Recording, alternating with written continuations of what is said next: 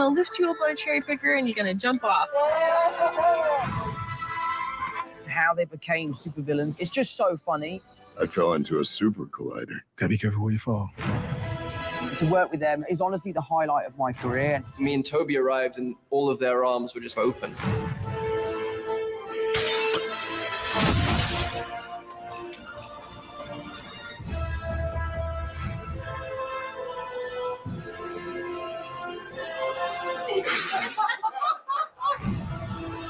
I had butterflies with Toby and Andrew, hoping they would sign up.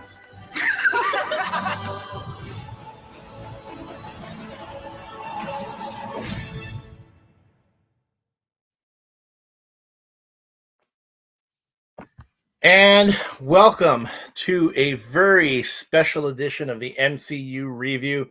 I'm Elliot Serrano.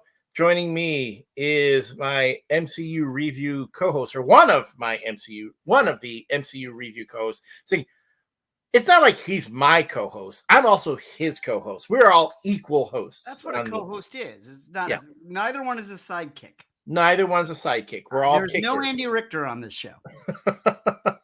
And if you missed our earlier episode this evening where we talked about Iron Man 3, it is here. It should be available now on our Facebook page, our YouTube page, and on our Twitch page. So you can check that out.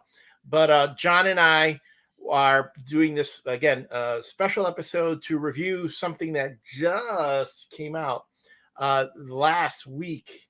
And that would be the Blu-ray release of Spider-Man No Way Home.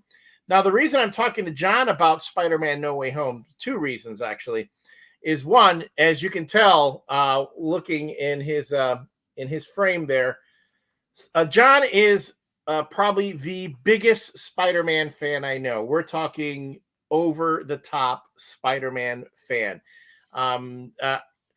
While John and I might be equal in Indiana Jones fandom, John tops me in his Spider-Man fandom. I mean, I just have to concede there. So when Spider-Man No Way Home was first released on digital download, wasted no time, right, John? You just bought that baby. Yeah, I've owned it now for about, I guess, 3 weeks because they usually put the streaming out before the Blu-ray. So you got the Blu-ray as soon as it was released, but I've had it. So I've watched it. I saw it twice in the theater, and now I've watched it probably 3 times on streaming. For interest of full disclosure, this was a complimentary copy that was given to me by the PR company that's promoting the Blu-ray release. So I didn't pay for this. I'm giving a completely unbiased a review here. But for the purposes of that, I'm just telling you now, I didn't buy this. It was given to me. I'm very appreciative because I'm going to say I still hold on to my traditional media. I'm still a Blu-ray guy. You are a digital download guy. I've become a cloud guy. Cloud guy, right? Because of the space and because they upconvert. So whereas your Blu-ray is locked into HD because it's one file on a disc, with the digital file, when I'm on a 4K TV, which I have in my living room, it immediately upgrades to the 4K version. But I wanted to talk to you about the extras because in the land of the era of DVDs, extras were the king. And now they're kind of an extra thought. They're an afterthought. They're extras. So the digital download did have a few, but I was wondering if the Blu-ray had more. But before we get into that, as we were talking about this, deciding to do a bonus episode tonight, our guest for Iron Man 3, Neil Fisher, was really animated in the conversation, and we didn't want to let him go because he had a lot to offer. So if you didn't watch the last episode, he is the author of Being Patrick Swayze and the host of the Triviality podcast and a good friend of the show. Let's bring Neil back. Glad to be back, guys. Thanks for having me. I've been chained here the entire time, so I haven't left. I was well, that was the thing. We had an hour between the shows and no one moved. So I was like, well, we might as well just let's at least go to the bathroom. And we also had a great conversation. I know, Neil, you used to work for Blockbuster Video. Yep, right? That's right. And you're very steeped in all the different types of media there are. So I thought it would be interesting to have a conversation about, again, have traditional, like hold in your hand media versus streaming. And I know we all lean in different directions. So let's first talking about the Blu-ray. I don't know, Neil, have you had a chance to check out the Blu-ray yourself? I haven't had a chance to see it yet. My brother has it. It looks awesome, but I haven't had a chance to see what all the special features are on it yet. Let me just a little unboxing here, of course. And now this is the Blu-ray DVD with a digital download. It's not the 4K version. Okay, so this is the more. I don't have a 4K player, nor do I have a 4K television. So even if I had the 4K version, my television's not enough to take advantage of it. Traditional clamshell casing. We've got code for the digital download. So you have both. And here it came with you see the Blu-ray and the DVD. No extras, no like there. I'm sorry? The DVD is, so you get the DVD, the Blu-ray, and the digital download. You have and the digital download of the film in that box, which is pretty nice. That is. But again, this is it's I can hear it says it's for the Movies Anywhere app. So okay. Oh, it's not a DVD for the movie. It's no, it's the movie itself, but you have to use the Movies Anywhere app to add it to your library. Movies Anywhere app is actually really helpful. Disney owns it, but what it does, the app itself, you can watch movies if you want to. But what it really does is connect all of your accounts. Okay. So not only I buy everything on Apple, so and I continue to buy things on Apple just so my library will be centralized. But if you buy something on Amazon Prime, if you buy something on Vudu, I think that those are most of your options now. Google Play, or you can buy things directly through YouTube. Right. What Movies Anywhere will do is link all of those accounts. So where I watch a lot of things on my Apple TV, but if I'm on YouTube, every now and then, if let's say I'm looking at Spider-Man videos, like I'll watch a lot of, this is a Hot Toy Spider-Man. So it's a Japanese import figure. It's fairly pricey. There are a lot of really good review videos I'll watch. And sometimes it'll say, hey, you have No Way Home. You can just watch it on YouTube. So Movies Anywhere is absolutely valuable to have. But that's it. I mean, yes, it's a nice value here. I believe the retail on this is $29.99. I could be wrong, or is it $24.99? One of those. No collectible booklets, no liner notes, no special artwork. But it's fine. I mean, really, what you want the movie. If you got it on Blu-ray and DVD, and you have a friend who wants to see it, and you want to loan it to them, you can always loan them the DVD copy. Go from there. Hold on, I protect my Blu-rays like my children. I don't. Yeah, it's interesting how I feel like Blu-ray is becoming a niche market like vinyl. Yeah, because you go into a Best Buy, and Best Buy, half the store used to be DVDs, and then it was one row of Blu-rays, and then the rest were DVDs, and now it's mostly Blu-rays, but it's one aisle. Yeah, they don't sell as many discs. And back in the DVD days, like the golden age in the early 2000s, when there were those big book sets of Lord of the Rings, and they were starting to do season sets of The Simpsons. And they were selling like crazy. I used to have a Blu-ray on the way home, Best Buy on the way home from work, and I would stop in every Tuesday and get something. And now, Best Buy's like Radio Shack. I mean, you go in there if your monitor breaks. Yeah, but it's interesting that people are still passionate about buying them. Yeah, well, of course, everyone's upgrading to 4K, but you can find great Blu-ray deals now. Getting entire movie series. They just did, I want to say it was a 20 plus film collection of all the animated Batman movies for like $30, something like that. Just some ridiculously low prices out there right now for complete series, movie collections, the Bond movies. Also, we've talked about Bond movies ad nauseum, but this is that time. If you're still, looking for physical media, Blu-ray is starting to, as you said, starting to get kind of pushed aside for the newer media. If you've been holding out, now's the time to grab all those sets you've been hoping for. If you're like me, and speaking of Blu-rays, I don't know if you've ever been to BluRay.com, which is BLU with a hyphen. If you click on deals, it'll tell you all of the sales that are on Amazon, and it will also tell you all of the digital sales. So I'll check it every week because for a while there, they were just doing like $5 movies. I got all the bonds for I think like $80 up to Daniel Craig for the digital copies. So as you say, there are great deals going on. Blu-ray.com will tell you where all of them are happening. So to me, it's like I would say again, because the digital again, John, you got the digital download, and let's be honest, I actually pre-ordered it, so at midnight it was unlockable.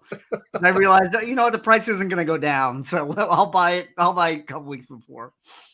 And if you go online now, like if you go on Amazon Prime or any of the other streaming services, they're going to tell you can buy, or you can buy it. They don't even give you the option to rent it anymore. You have to buy it for the digital streaming. And although now that the Blu-ray is out, you can also find the Blu-ray and the DVD at Redbox for those who have red boxes in their neighborhood. I know not everyone has them, but you can find it there. But yeah, it's I'm one of those traditionalists. I'm holding on to this sort of thing. I'm holding on to the Blu-ray. It's going to take me a while even to buy a 4K television. I'll probably need the prices to drop dramatically, like they did with the smart televisions and so on. Yeah, I will say I got mine about 2 years ago. I just needed a new TV. I wasn't planning on upgrading, but I got it's like a 42-inch I think it's 50-inch for like $300. They have come down, but you kind of need to wait for your TV to break. Yeah. Neil, as someone who's worked in media, and movie and all that for so long, what do you think about this transition now from physical to just plain digital media? It's a great question because I know you're a big physical media person. John is almost entirely cloud-based now, or trying to be. For me, I'm sort of in the middle, which it's going to be a point I'll actually probably make when we talk about the movie. But I'm in the middle because there are certain movies that I want to get if it's a favorite filmmaker or something that really touched me. Whether it's on 4K or Blu-ray, like I just as a gift, I just got the West Side Story 4K, the Spielberg version, which I loved, and I wanted to have that just for all the features. But as far as physical media is concerned, I got rid of a lot of my DVDs unless they were really obscure. And as far as buying new discs, it's usually if it's a movie that I loved that is just getting a 4K release for the first time, or one that I'll probably never find on anywhere other than Blu-ray, and I want the good quality. Like I'm a big, obscure 80s movie fan or schlock movie fan. So I was a big fan of Vestron Video, and I picked up my copy of The Gate and Waxwork. I used to love those movies as a kid. So I wanted to make sure I got that on Blu-ray because I don't know if they were going to be on streaming. There's also another obscure horror, goofy movie called Street Trash, which not a lot of people have seen, but they have a Blu-ray of it, and it's the only uncensored version because when they do have it on streaming every blue moon, they censor it for some reason. So I definitely am a physical media person in that respect, but I do love the immediacy, which is that a good or bad thing? I don't know. I guess it's the modern age, but the immediacy of things on streaming. Although I will say the biggest down point of all of that is now I'm so excited to watch a movie, whether it's on Netflix, Prime, or whatever, and I have like maybe 4 or 5 picked out in my head, but then I just sit by the remote for an hour and a half and I don't pick one, so then I waste all the time I would have been watching the movie. So that's usually what happens now. So it's kind of like it's a double-edged sword. I could have just picked up a disc, thrown it right in, but now I'm like, do I want to watch Spotlight, or do I want to watch something lighter? Do I want to watch Billy Madison? Oh, they don't have Waterboy. Okay, well, I'm going to keep scrolling. What else do they have? So it's the constant struggle. Well, obscure is a really good point to keep discs because I do have a couple of shelves of discs, but they're all things that I cannot find on streaming. For example, the Marx Brothers, their Universal films, which are their better films, things like Duck Soup and Animal Crackers and the Coconuts. I have a Blu-ray box set of that. There is no way to buy that digitally. Peacock had them all and dropped them, so nobody has them right now. I just pulled out, and I'm going to bum everybody out with this, but I have a signed live DVD from Gilbert Gottfried. Oh, wow. And, I saw him at Caroline's back in like 2005 and, bought his merch. I was a huge fan of Gilbert. I think both Gilbert and Norm Macdonald were the two guys. Whatever they did, I thought was hilarious. So the fact that we lost them both so close to each other is not great. But, it was nice to pick it up and open it and pull it out. And, and I think that was probably something he produced himself. So I don't, like HBO Max is not going to put it on with their stand-up specials. And I saw a documentary. God, I wish I could remember the name of it. But it was about VHS. And they said every time media upgrades, you lose half of the content. Because anything at the bottom of the barrel just isn't worth remastering and putting out again. So like you were saying, Neil, the Vestron video stuff, you can't expect to get a 4K Blu-ray. Right. And you can't expect, Amazon Prime to have it. So there is a point to keeping all this stuff because you'll never have a complete collection. Yeah, and I think, as far as BluRay.com, which you mentioned, which I'm a huge fan of, when you said, hey, check out the deals, I just looked at it right away just to see what they had. There's a great set of things that I would have loved that probably wasn't going to be on Blu-ray anytime soon, but a film noir, Dark Side of Cinema set, which those movies are never going to be remastered unless it's for a set like this. So that's always really, really nice. And even foreign films, I'm a big fan of the Zatoichi character. They had the box sets, and I think they're maybe just put them again on Blu-ray for the first time. But that's when I really love physical media. And kind of to circle back on Elliot's original question, I think as a filmmaker, you always kind of want to find, the version of the film or media that you're consuming that the filmmaker kind of put their stamp on. Like, is this the best quality? Is it the best, TV settings, whatever it might be? And, if the filmmaker was really, harping on the fact that, hey, we shot this with an 8K camera, we want it to be on the highest resolution TV as possible, I'll try and adhere to that. But sometimes, it's not bad just to pull up the old VHS in 4:3 and watch the version you remember, which I always like to do as well.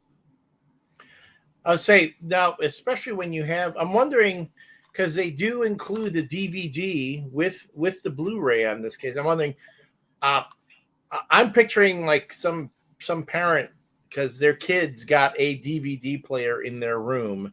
Or in their car. In the car, yeah. That was big for a while. And, a lot of those cars that got 150,000 miles on them have DVD players in them. Or they have the little portable DVD players that they take with them on a plane ride, Yeah.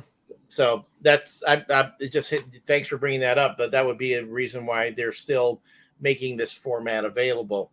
Right. And with the newer technology, whenever I travel, I take my iPad wherever I go. So because I won't have Wi-Fi on the plane most of the time, I'll usually go through my library and just hit download on anything I want to watch. So I was flying last week. I wasn't in the mood to watch No Way Home, but I had a few episodes of Star Trek: The Next Generation because they had a sale, and I saw on BluRaycom probably like I think $50 for the whole series in HD, and watched 2 episodes on the plane without a drive. And we're also at the point now where CD drives are going away. We don't have them in laptops anymore. Right. And that used to be a default. Like if you had a laptop, you had a way to play your DVDs. Well, before we get too far into those weeds, that's why we were here. Yeah, really. Let's talk about the extras. Some of the extras that were teased in the commercial that I ran at the top of the show. I don't know what's on the download, John, but this is. Well, why don't you do this, Elliot? Why don't you run down the list and I'll say yes or no. All right. So there's a bloopers and gag reel. Yes. Alternate reality Easter eggs. That was a little featurette that went through some of the major Easter eggs that said, "Did you miss it?" So there's that. There were 7 behind-the-scenes featurettes. They're all pretty short, right? Yeah. The action choreography, a multiverse of miscreants when they talk to the villains, a spectacular spider journey with Tom Holland. It was like an 8-minute featurette of him talking about being Spider-Man through the 3 films. Yep.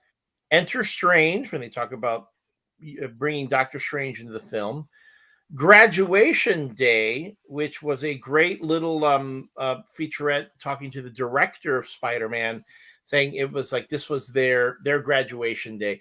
I always he refers to the Spider-Man films as John Hughes movies in the MCU with talk about Peter Parker in sophomore year, junior year, then senior year graduation. So I'll tell you, he does not get enough credit because I mean, No Way Home is one of the biggest movies in the world. Mhm. All three movies were huge hits. All three movies were a very successful reboot from a shaky period because as good as Andrew Garfield is in this movie, his movies were not well received. And you know what? We don't talk about him like we talk about the Russo brothers. It's funny because John Watts does have one. He's interviewed a few times, and he said he seems like I could tell he was kind of stressed out as he was doing these interviews. Because at one point he's like, "Oh wait, this is the thing. Oh, hold on, I probably shouldn't have said that. I should say something for the extras, you know." But he goes when he was talking about this particular film and getting all three Spider-Men, and he goes, "Wow, this is going to be really great." And if not, it was a really interesting experiment that failed. He goes, I hope it doesn't fail. Well, you have to do these when you do the extras, you have to do them during production. Yep. So they can come out on time. So usually they don't know how it did. The first podcast I ever did, I did with this is back in like 2007, was with Mike Drucker, who was on our Thor episode. We did a podcast called Audio Commentaries of Audio Commentaries. And we would take movies that bombed and put the director on. And the director was always like, this is the greatest thing. Like, listen to Joel Schumacher talk about Batman and Robin for 2 hours. And then we would record our commentary going, are you insane? Look at what you made Uma Thurman do. But we used to do these things. And there's not the budget for these extras that there used to be. And there were articles that showed if you put a lot of extras on a movie, it would sell better and you could sell it again. That was because even before we went to Blu-ray, they would do the deluxe edition, which had all the extras. And then when we went to streaming, we lost that. The one thing I'm really disappointed about, because I love this movie and I want to learn everything I can about it, there's no John Watts audio commentary. Oh, wow. And that used to be a given. Yeah. It's like, I really wanted to watch this movie with a guide, and the extras that are on there are fun, but they're not very in depth. Do you think that partly could be due to, I don't know how the other Marvel movies are, but partly due to maybe Marvel not wanting to, show their recipe, so to speak, of how they make things? I think it's a sign of the times because I can't remember the last Marvel movie that had one. And, Disney Plus, they don't always have the Spider-Man movies because these are Sony movies. But they have every MCU film, and they'll have some extras on them, but they don't have any audio commentaries on anything. Interesting. I mean, I know it's interesting because Spielberg's like my favorite filmmaker since I was a kid, and I would just love to have an audio commentary with him. He doesn't do them. So it's just like one of those things you find those filmmakers that do them, and that's what really adds to it. And I would love to hear a podcast episode of you dissecting the commentary from Conan the Barbarian, which is like one of the best of all time with Arnold Schwarzenegger. If you've ever heard it, if you've never heard of it. No, I know the movie, but I've never heard the commentary. The best commentary I ever heard was Sam Raimi and Bruce Campbell on Evil Dead 2. That sounds awesome. Because they bust on each other the entire movie. Oh, yeah. Like basically Sam Raimi calls Bruce Campbell a bad actor in every shot. Oh, God. Well, if you haven't heard the Conan one, Schwarzenegger, I'm almost certain, is drunk, and all he does is he just says things that are happening on screen. So he's like, this is where the girls came in, and I ended up with the girls and the very pretty, and he's just like, it's just really funny. He's like, this is why I chopped someone in half with my sword. It's just like goofy stuff. It's really funny. It reminds me of the audio commentary on Hellboy with Guillermo del Toro, which is the movie that made me both a Mike Mignola and a Guillermo del Toro fan, of which I am loyal to both. But he was just so happy, and he was just talking about things he loved. He's like, yeah, we try to make this look like Jack Kirby. He's like, and Mike Mignola, he liked things to be red, so we make him red.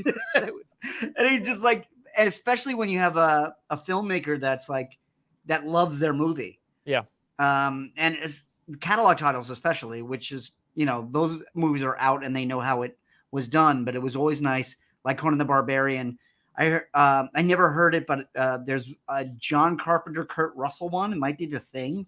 Oh, wow. Or Escape from New York, where they're drinking a 6-pack together and watching the movie. And I miss those, and in the pandemic, it would be so easy to do this. They could basically record the way we're doing it, do a StreamYard and just drop it as an extra audio track. And I wish, speaking of the streaming area that we're talking about here, all the films are on, different libraries and whatnot. But I wish if it's not the special features, but if there was like a streaming service that was just like special features, then you can search movies and say, oh, look, they got special features from this obscure movie, and maybe it's only one video, but it's all in one database, where if you're like thinking about that movie, maybe you don't want to watch it, but you're like, I wonder how they did that shot or whatever, maybe you can go check it out. That would be really cool if they did that. I mean, there's lots of things on YouTube, but you're always taking your chances, right? It's like for every guy that's really well researched and or found some old footage, there's always just some fan who's like, I like this movie, is the best movie. Yeah, right. Yeah. And you're going to have to get like 2 minutes into that video before you figure out which way it's going. Continuing with the actual features. Oh, there's more. There's more. And then realities collide, spiders unite. They talk about the ideas of bringing the three Spider-Men together, weaving John Watts' web, which was a pretty much a retrospective of John Watts working on the Spider-Man trilogy. And a lot of Amy Pascal, especially one of the producers, gives him a lot of credit as to how the movies came out, how these were his vision.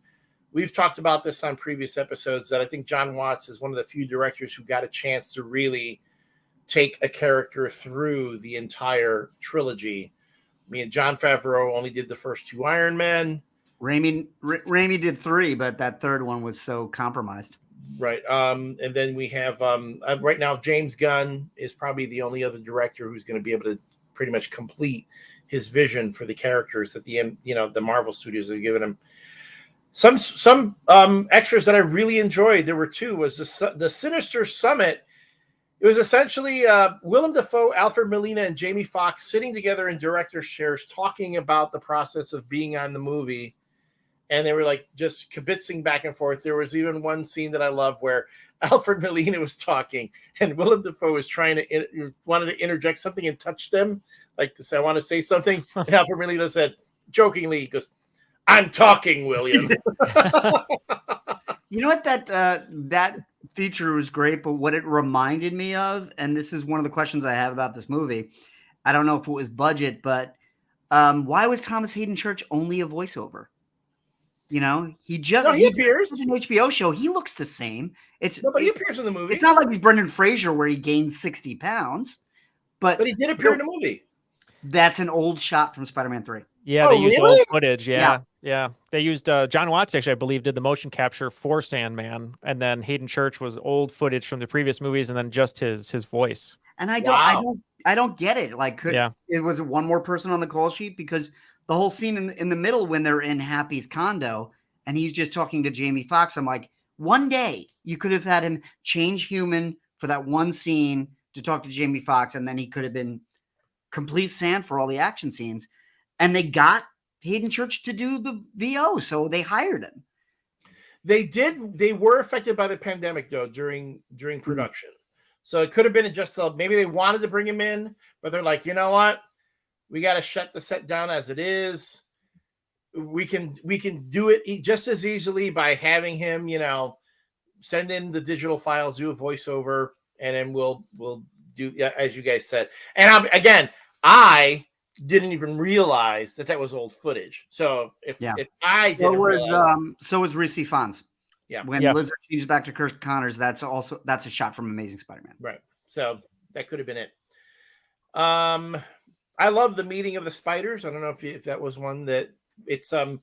This is having Tobey Maguire, Tom Holland, and Andrew Garfield sitting together, and they haven't begun production yet. Apparently, this is like the first day of production, and they're talking about being on and being ready for it and looking forward to what's going to happen in the film. 3 stories from the Daily Bugle. They take the J. Jonah Jameson's InfoWars style news casts, and you get 3 of them, which are pretty funny. Yeah, I believe those were originally TikTok videos. Yeah. To promote the film, and the actress who plays Betty Brant. And then you have some, and on the DVD, and this is on the Blu-ray. The DVD only has 2 behind-the-scenes featurettes. That would be the Spectacular Spider Journey with Tom Holland and Graduation Day.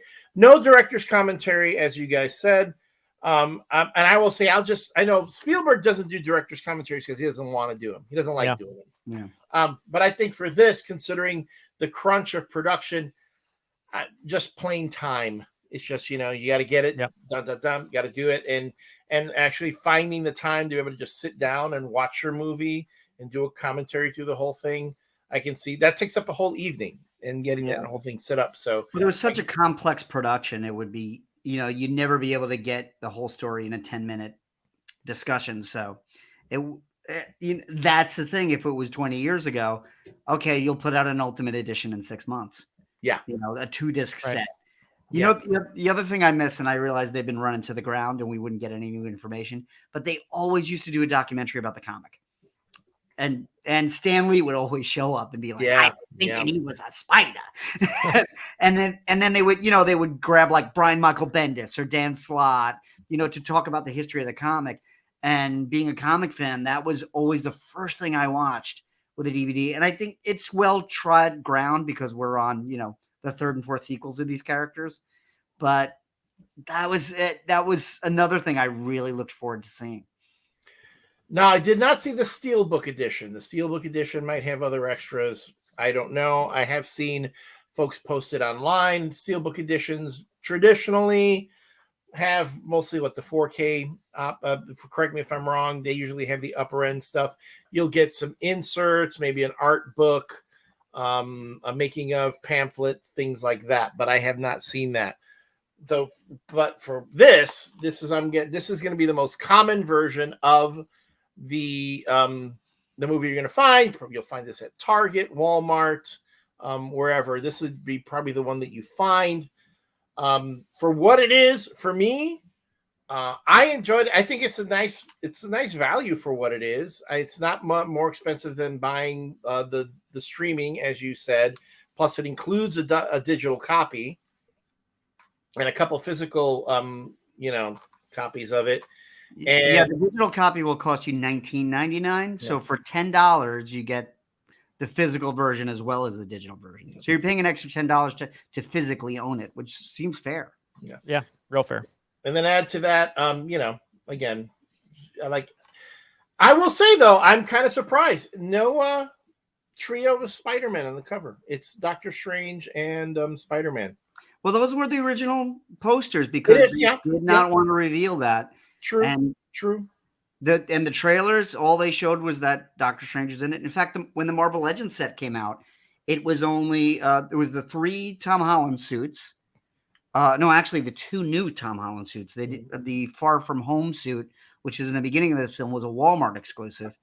It was the bald J. Jonah Jameson, as opposed to the Raimi J.K. Simmons J. Jonah Jameson. A Doctor Strange, which really upset me because he's in the same outfit as his own film. And I think a couple of comic versions. There were no extra spiders. There were no villains. They were really playing this close to the vest. And now Hasbro just announced this week that they will be making new Tobey Maguire and Andrew Garfield, but they won't be out till 2023 because Hasbro said we didn't know all 3 Spider-Men were in it. That's how quiet they kept this. Like the licensors didn't know. Wow. That was one of the features I like too, when they were talking about the security surrounding it.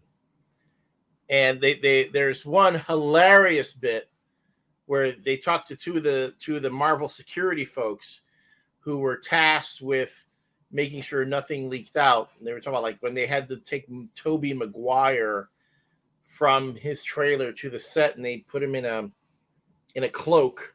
His exact words are, he looked like the Emperor from Star Wars.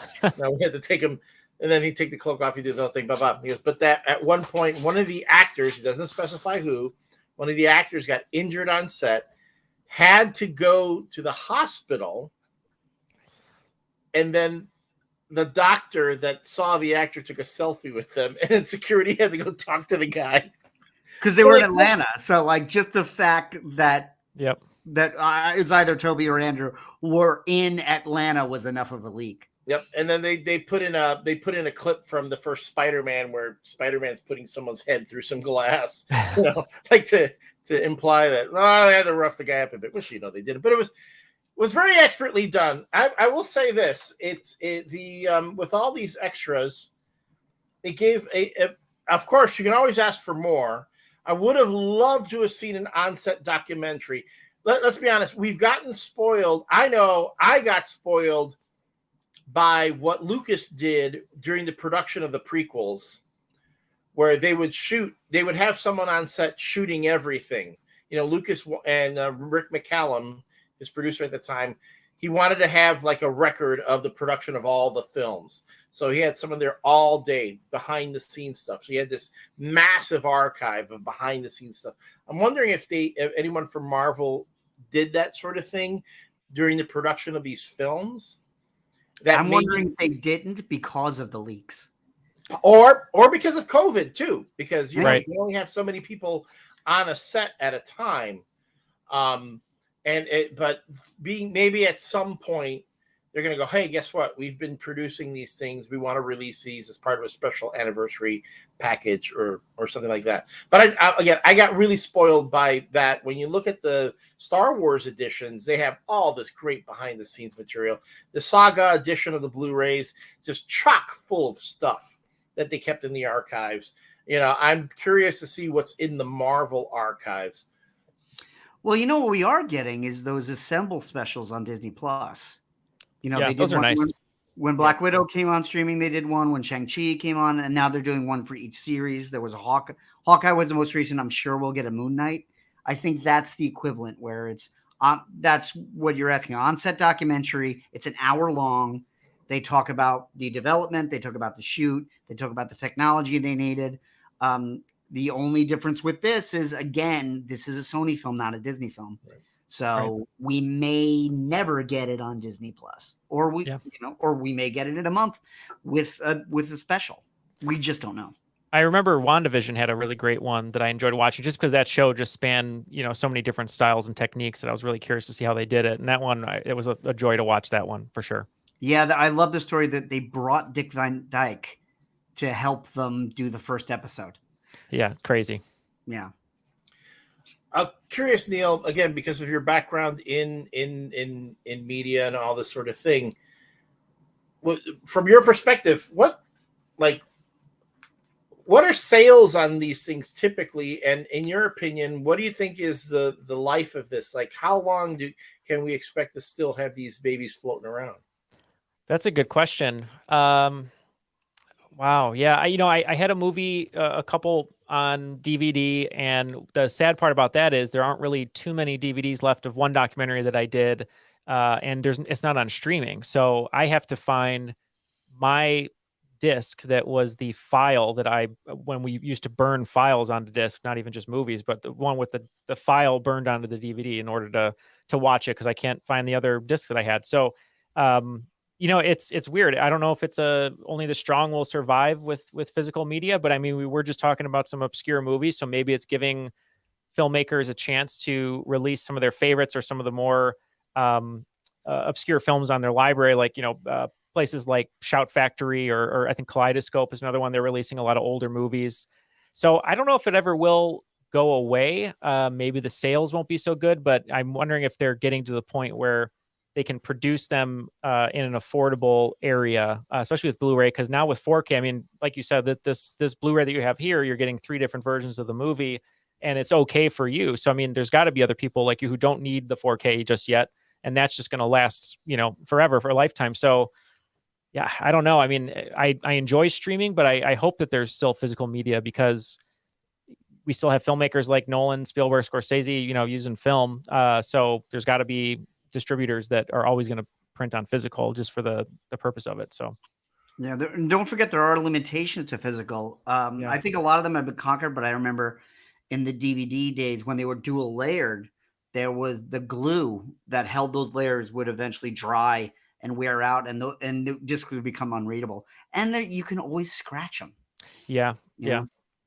That's why I think it's nice to have the DVD copy on that 3-part disc, because we were talking about kids watching it in the van. It's nice to have the DVD, even if you have a Blu-ray player, because I feel like that one you can be a little bit more cavalier with. Like the Blu-ray, you don't want to scratch. Obviously, it has a little bit more coating, but with the DVD, you can be like, well, I'm going to my friend's house. I can throw it around, and if it gets scruffed, it's okay. We'll go to the Blu-ray then, but it gives you that option. And I would say, add to that, again, it's like there are days when I think about physical media going the way of the record store, going the way of vinyl, and that's made a comeback too. So it goes in cycles. You have people go, oh well, it's ironic that some folks might actually find it easier to release their content on physical media than it is to find a streaming platform to host it for them. Yeah. I got my movie. I'm selling out of the back of my car, back of my van here. Well, it's the store experience is what I really miss, because with the pandemic, it accelerated digital so much, because I get all my movies downloaded or streaming. I now get all my comics streaming. Elliot, you and I talked about what Amazon did, Comixology. So I moved over to Marvel Unlimited, which is really convenient because you pay basically the same price as Paramount Plus, and you have access to every single comic that they've ever published that's in print or has been reprinted and streaming. So, if I want to read X-Men number 205, I can just click on it and read it.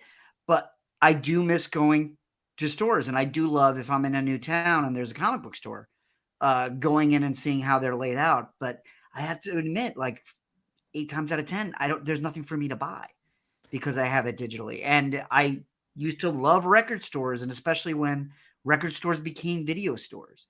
I used to do stand-up in Times Square, and the Virgin Megastore was right in the middle. And when in between shows, if we didn't want to hand out tickets, we would just walk around and look at the movies.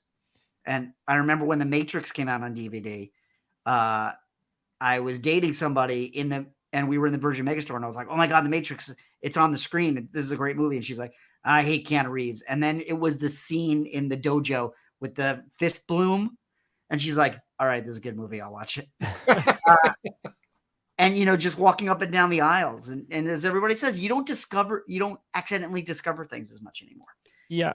It's what I miss the most as well, because, every Friday night up until, even way after I graduated high school, you'd go to Blockbuster or Hollywood Video, and you'd walk up and down the aisles for an hour, like trying to see what you want. You read the back of the DVD case, debate with your friends about what was the better. Are we going to see a Bruce Willis action movie, or are we going to go for, this horror movie or whatever? And I miss that. And it also carries over to the theater experience, because, for my whole life, the live theater, seeing a movie in the theater experience was sort of my like happy place, like my Zen zone.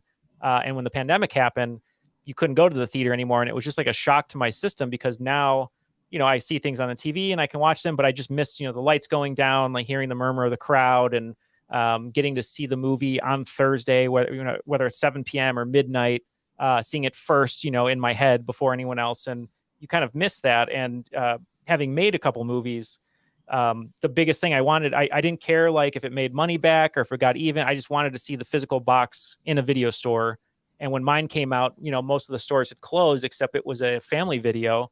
And it was just really cool to see it on the shelf. Someone had rented it, and I was like, maybe they won't like it, but it's gone. I can just see there's nothing behind the box. That was really cool. And same thing with the book that I just did too. Like all I just want to do is walk in an aisle, see it there, appreciate it in the environment. And that's just, kind of what we're missing. And that's why I love when there's old record stores or comic book stores that have like movies, like real art, like in Berwyn, which I'm sure you guys are familiar with, but just being able to thumb through. Because the one thing that we're fighting now, unfortunately, not to sound like a scared tech person, but we're fighting all the algorithms, because the algorithms are saying like, we think you'll like these movies, but it's not showing me some of the movies they have that I wish I knew they had that I would watch. So, yeah, I just read an article about that, about how Netflix has this deep library that no one can find, because it's almost like swimming to the bottom of the ocean while trying to hold your breath. Eventually you get exhausted from the searching. Yeah.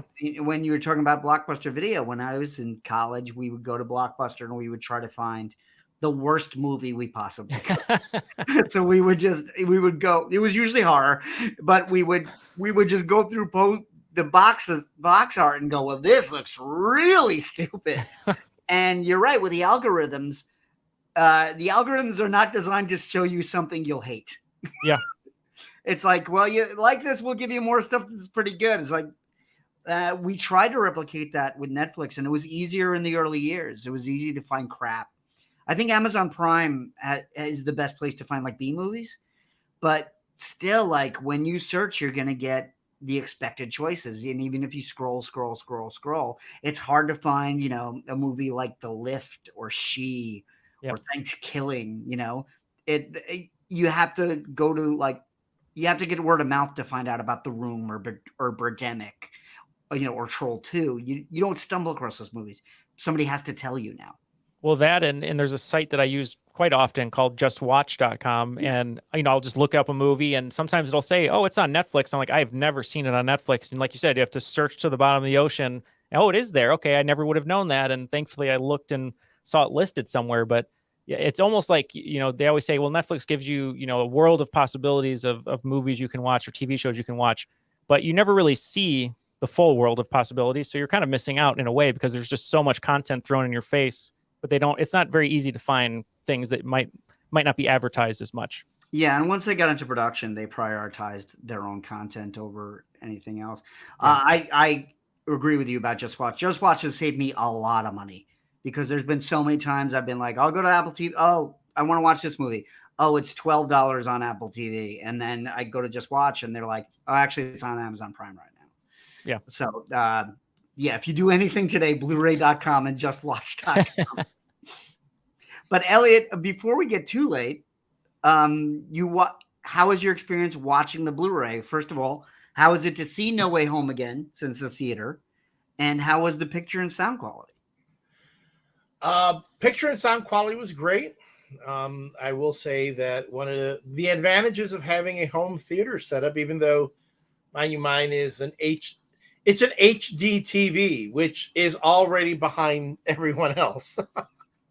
Big screen HD TV with a nice, sound bar for theater quality sound, but it looked great. Of course, the movie itself, I enjoyed it just as much as as when I saw it in the theater. Just as emotional. If anything, watching many of those featurettes talking about them putting the three Spider-Men together, putting all the folks who played the villains together from the past Spider-Man movies, being like one big family reunion. It just gave me so many warm fuzzies. It kind of like enhanced the experience of watching the movie again. So that was great. Again, I thought the picture looked great. Again, for me, I'm not a 4K person. I'm afraid of taking that 4K step because that whole thing when you take a step forward, you can't go back again. You're there going, how could I'll never watch DVDs again. Blu-rays spoiled all that. So I'm afraid of making that step. And but overall, I would say that I do believe that the digital download purchase rate for Spider-Man No Way Home was significant. And my guess is that they're hoping that everyone else jumps on this bandwagon for the Blu-ray, because again, this was probably one of the best of the Spider-Man movies that they did. They want folks to relive it again and again. Yeah, and I think that there was a reason that it made pre-pandemic money at the box office. Like people did not want to wait. And yeah, there's the idea that we don't know where it's streaming, where, the Batman did very, very well. I think it made like 800 million. It didn't cross $1 billion mark. And I think part of that is people know HBO Max is getting it and they have it today. Right. So I think with Spider-Man, it's like, well, the only way to see it is in theaters. So we'll go to theaters. But yeah, I enjoy this movie just as much every time. As I said, I've seen it like 4 times. It's still gives me all the feels. I think it was brilliantly constructed because there was so much to juggle. It was so complex that it could have gone off the rails at any moment. You know, it reminded me of when Joss Whedon made the Avengers. Like, nobody thought it could work, and then it worked just beautifully. But Neil, you only saw it once in the theater so far? Yeah, I've only seen it once in the theater. I'd like to watch it again, but it was a great experience seeing it in the theater. And like you said, it reminded me very much like Infinity War and Endgame. I mean, they had so much to juggle, and like you said, it could have gone off the rails. But I just thought they did a nice job of including all the characters that they could, and it was fun seeing it in the theater too, because I knew it's one of those things where, you know, if I had to like bet the farm, I would have said Tobey Maguire and Andrew Garfield were going to be in it. I didn't know for sure, like so many of us didn't know. Yeah. But watching the movie, I'm like, oh, they're going to come. And then when they did, I was excited, but I thought it was going to be like one scene. But then seeing them for almost an entire act, I was like, okay, that really sold me. I was like, you really gave them, you squeezed as much juice out of them as you could have and gave them their due. And I thought that was a really good way to honor them and their characters. Yeah, and I really admire how they kept it under wraps, because as much sense as it makes and looking back, it's like, well, if you're mixing all this and you're bringing in all the villains, the story demands that you bring the other Spider-Man in. But I remember that moment when Ned opens the portal, and you see just the silhouette of Andrew Garfield. Yeah, I remember sitting in the theater going like, that might be Tom Hardy, because you know, Venom 2 ends with a post-credit scene of Venom in the MCU. So I'm like, well, Venom has to show up at some point. Then he ends up in a post-credit scene, but there was a moment where I doubted it would be the Spider-Man. And then when it was revealed, I was in a big theater. There's a really beautiful old, like 100-year-old theater in Downers Grove that has one screen and it seats like 1,000 people, and that place erupted. And you don't get those moments that much anymore. No. That's what I think. That's what now you have the movies, or Marvel movies especially. That's what they're going for. The reaction videos, those very scenes. I mean, you thought you're never going to get that again after Endgame, which had some of the biggest, you know, you have those reaction videos of people going berserk when the portals open, when Cap holds the hammer, when all that stuff goes on, and they thought, oh, that's a once in a lifetime sort of thing. Marvel can't do that again, and boom, they do it again. Marvel figured out you like seeing characters walk out of portals. Yeah, right. It's like, well, we gotta have like a portal guy. Now it's just going to be in every movie. It's just going to be portals galore. Yeah, it was so amazing to me because it was so big, and I wasn't prepared for how big it was. And I was when Steven and I reviewed it on the show when it came out, I was like, it's like they made Endgame again, but they made it about one character, and it's my favorite Marvel character.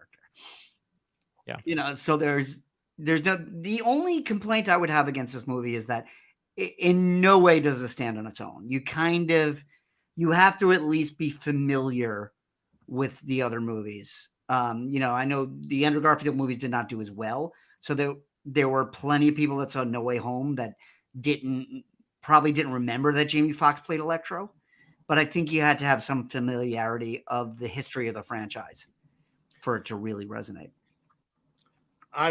We've got Dark Sage 9117 is commenting on Twitch, making some interesting points here.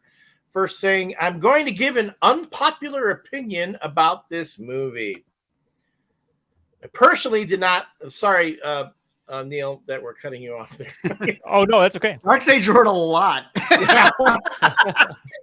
I did not like how they portrayed Green Goblin in the film. I was hoping for a more sadistic and cruel villain who just wants to cause havoc and wants to kill Spider-Man and has zero interest in what the other villains are doing. It seemed to me all the villains were working together in trying to get back home. I know from the comics how cruel and menacing he could be. Sorry, Neil, that one, Dark Sage has completely covered you here. Neil is still on the show. Yeah, you're still on the show. We can see you. How cruel and menacing could be. And yes, the spell that Strange had brought a goblin from a different universe to this one, but I felt they could have gone a bit further and made him the central villain who just wants to cause havoc and mayhem, who could care less about those he kills or hurts, even if he has to fight the other villains with no regard to anything. Interesting points. I will say, Dark Sage 9117, thank you for sharing that. But I'm going to tell you, I don't know how many times you've seen this movie, but on the second view through, I think Goblin is more of the character that you want, because first, he is really vicious. He kills Aunt May. He kills Aunt May.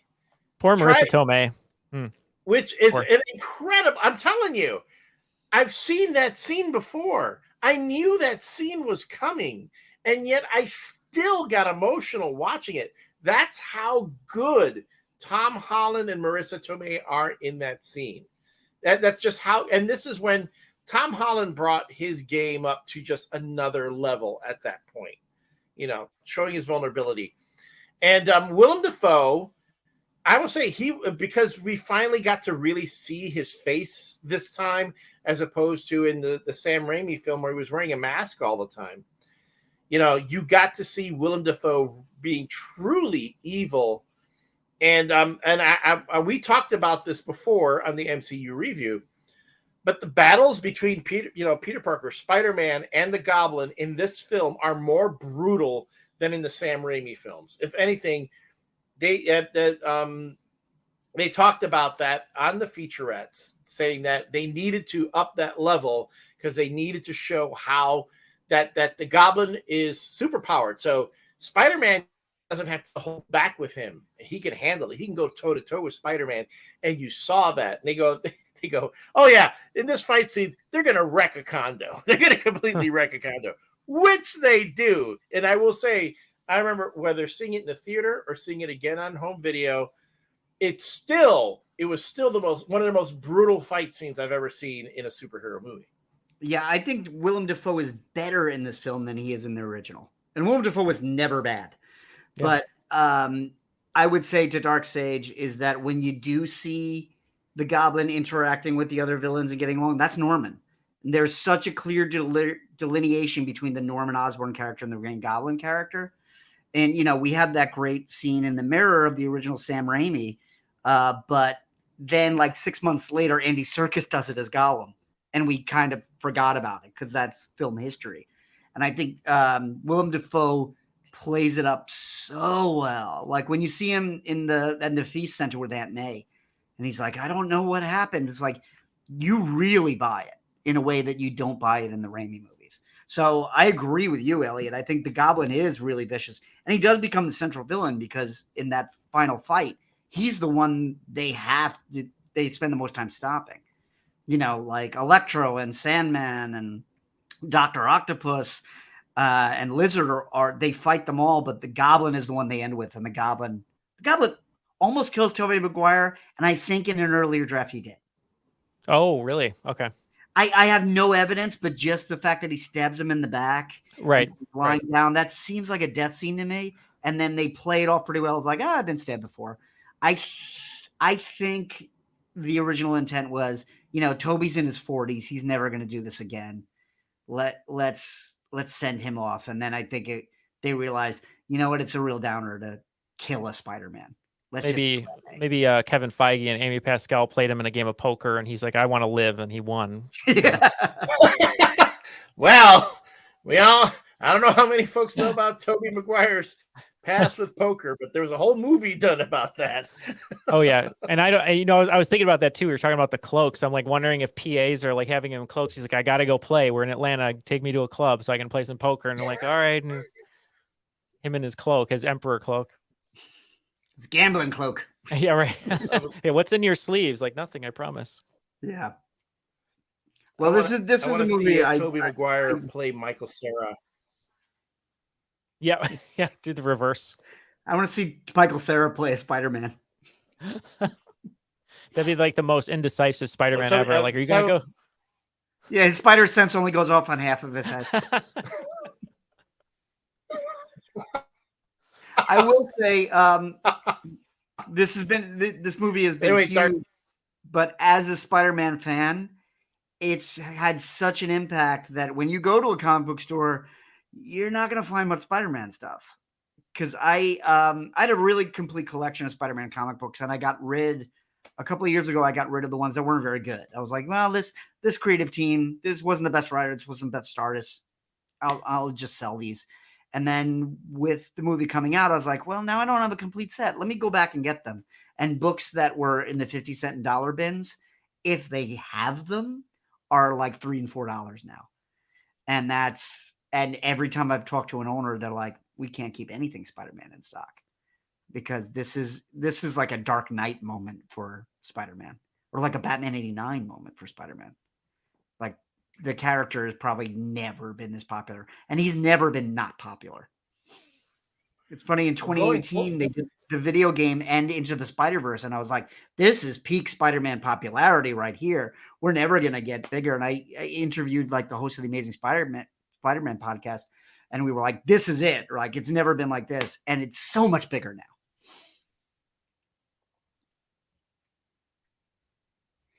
Hopefully, and then we're looking forward to the Spider-Verse.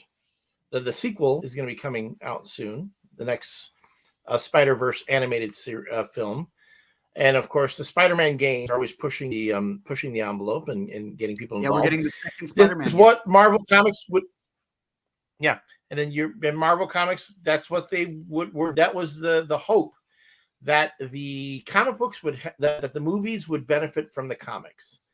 And I did want to make a call back to our episode earlier this evening when we were talking about Iron Man 3 and how the characters are constantly reinventing themselves. And Neil, you had asked like how we felt about Marvel taking all these different elements from the comics and making movies from them. And you know what? That's happening now in the comic books. They're taking elements from the movies and putting them into the comics. So it's like they're both feeding off each other. And even within comic books, the characters aren't really, they're constantly reinventing themselves, and they're constantly doing different things. So it's fluctuating, and it's not, like I don't think it's a symbiote, coincidence, right? Like it's symbiotic.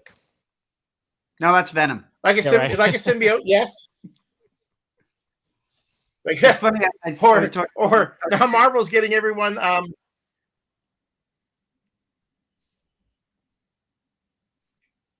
Elliot, I think you're on a delay. Your sound. One of us is on a delay because I can't. Every once in a while, you're talking and then you drop out on me. So I'm not sure what's going on here. Neil, who do you hear? Anyway.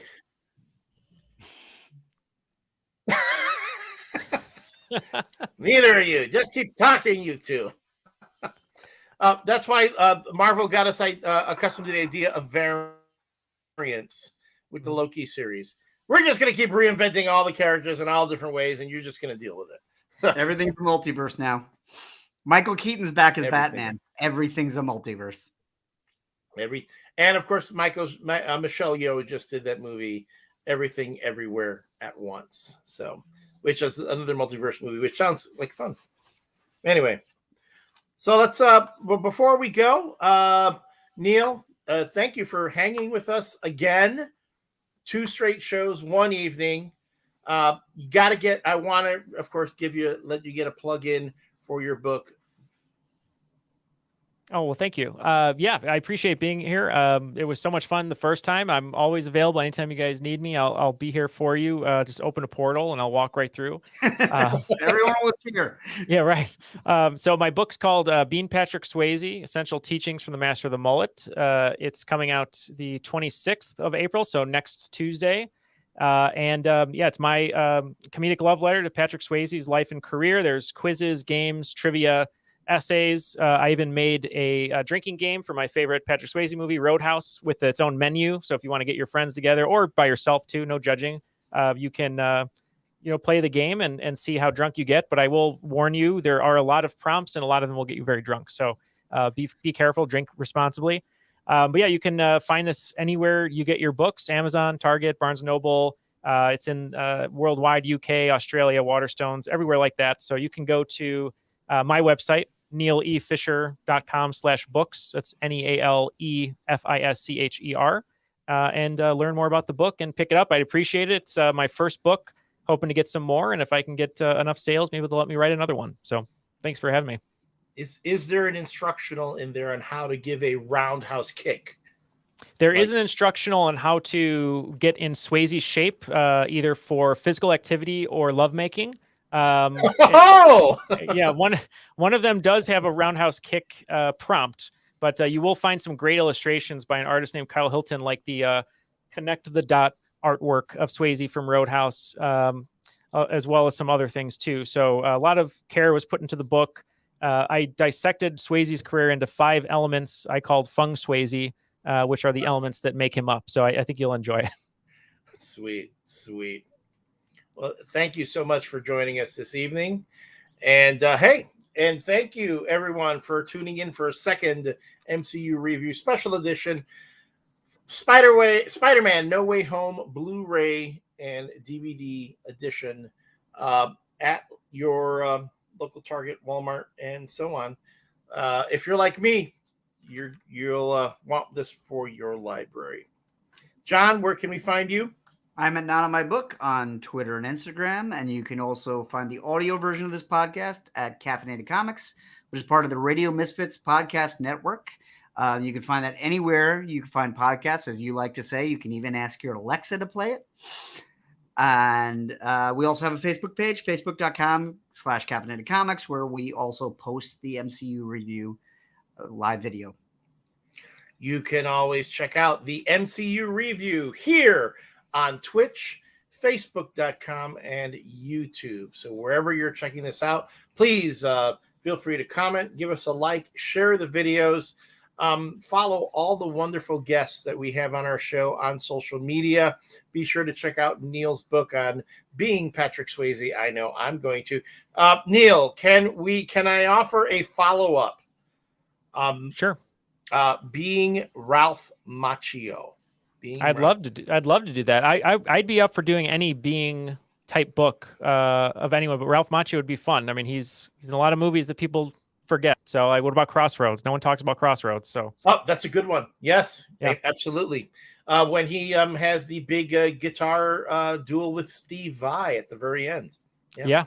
Classic. Yeah, I'm excited. And I just love the fact that he was in Karate Kid and he was much older than all the other kids, which a lot of people don't realize either. So which could only happen in California. Yeah, exactly.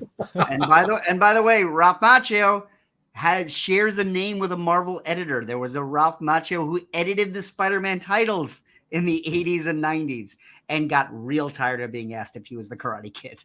Yeah. I can just imagine him going to work and everyone's doing the crane kick to him in the bathroom or something. He's probably really angry about it. He's already working on Spider-Man, so people are jumping around anyway. I think at one point in one of the Spider-Man books in the credits, he put editor Ralph Macchio, not the Karate Kid. All right. Thank you, Neil. Thank you, John. Thanks, everyone, for tuning in. We will see you next time on the MCU review. All be good, be safe. We'll see you again.